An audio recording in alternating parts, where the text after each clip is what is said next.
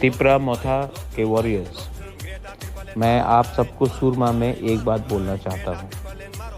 5 बजे तक आप अपना ग्राउंड मत छोड़ो।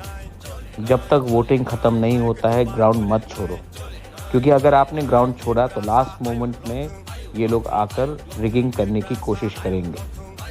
आप जब तक वोटिंग ख़त्म नहीं होता है, मेरे बुरी बोतल के वॉरियर्स, YTF के वॉरियर्स, टिपरा मोथा के वॉरियर्स, अपना ज़मीन मत छोड़ो और सब जगह में रेडी रहो।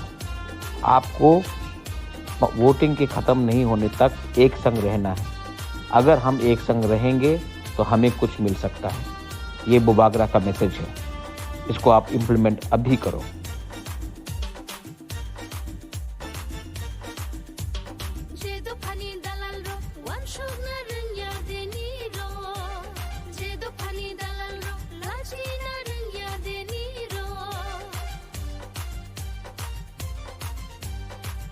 Pani dalal ro, one shot na